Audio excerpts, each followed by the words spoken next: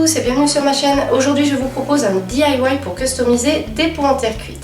Vous allez voir, c'est enfantin et le résultat est top. Vous pouvez vous en servir en simple déco, en cache-pot ou encore pour rempoter une plante verte. Je vais vous montrer ma technique et mes astuces. Pour les motifs, je me suis inspirée d'un tuto que j'ai repéré sur Pinterest. Je vous mets le lien en barre d'infos, mais n'hésitez pas à laisser libre cours à votre imagination. Et pour ce qui est des couleurs, moi je me suis limitée à 3 teintes pour que ce soit plus facile à harmoniser. Mais c'est pareil, vous faites comme vous voulez, une teinte, 2 teintes, 3 teintes. Alors pour faire des motifs minimum de teintes, c'est beaucoup mieux. Voilà, et bien j'ai tout dit, on a terminé l'introduction, c'est parti. On va commencer par réunir le matériel. Bien entendu, il va vous falloir des pots en terre cuite. Pour ce qui est de la forme et de la taille, vous faites comme vous voulez, comme vous avez envie. Moi, j'ai pris des pots de différentes formes et de différentes tailles, mais vous pouvez très bien aussi partir sur une collection de pots qui auront tous la même forme et la même taille. Ensuite, il va vous falloir de la peinture acrylique de différentes couleurs. Alors moi, j'ai acheté des tubes de 120 ml et c'était largement suffisant. J'ai fait 4 pots avec ça, 4 pots de taille moyenne et il m'en reste une belle quantité. Donc pas besoin d'en avoir 3 litres, des petits tubes, ça suffit largement. Pour appliquer la peinture, il va vous falloir des pinceaux. Alors moi j'ai pris un lot de 3 pinceaux de base. L'idée c'est de regarder sur l'emballage que c'est bien marqué adapté à la peinture acrylique. C'est le cas des miens, ça fait le job.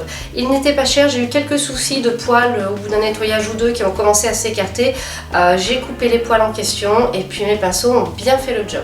Pour les motifs, il va vous falloir du ruban adhésif. Il en existe spécialement pour la peinture. Vous n'êtes pas obligé de prendre ça puisque ça coûte quand même un certain prix. Et puis si vous ne terminez pas le rouleau et que vous ne refaites pas de DIY, ça va vous rester sur les bras. Moi, j'ai utilisé mon ruban adhésif classique et ça a très bien fonctionné. Et pour terminer, il est possible que vous ayez besoin d'un ou deux cure-dents. C'est parti pour la technique. On va commencer par peindre. Alors, vous choisissez vos motifs et vous commencez à peindre la couleur principale de votre pot. Par exemple, pour le pot blanc avec la bordure dorée, je commence par peindre toute la partie qui sera blanche.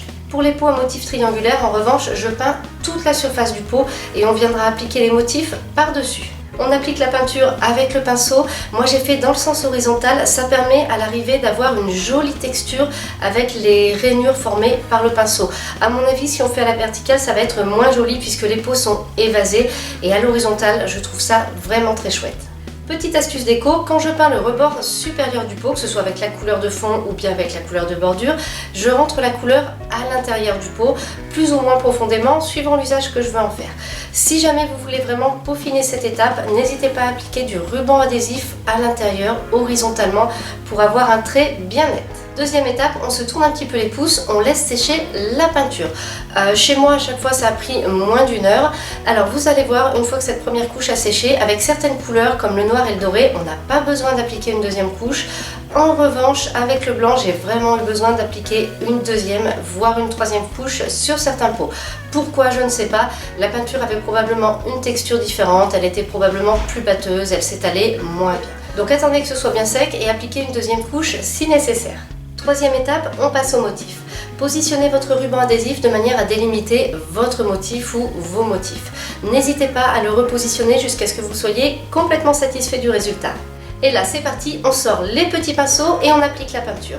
Alors il y a quelques règles d'or pour cette étape. La première étant qu'on peint toujours à l'horizontale si on a peint à l'horizontale au départ. Si on a un motif vertical, l'idée c'est vraiment de rester sur une application horizontale pour avoir des stries horizontales quel que soit le motif. Deuxième règle d'or, comment applique-t-on la peinture au niveau du ruban adhésif? Déjà, on arrive avec un pinceau qui n'est pas trop chargé en peinture et on va le passer du ruban adhésif vers l'intérieur du motif.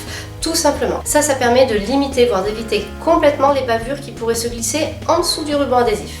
Une fois que vous avez terminé, enlevez bien le ruban adhésif avant que la peinture ait séché. Sauf si vous estimez à l'œil qu'une deuxième couche sera nécessaire.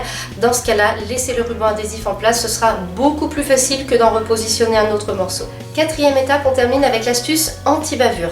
Si au niveau de vos motifs, avec votre ruban adhésif, vous avez quelques petites bavures qui sont apparues, dans ce cas-là, vous allez dégainer votre cure-dent ou éventuellement une aiguille à coudre, en tout cas quelque chose de très très fin.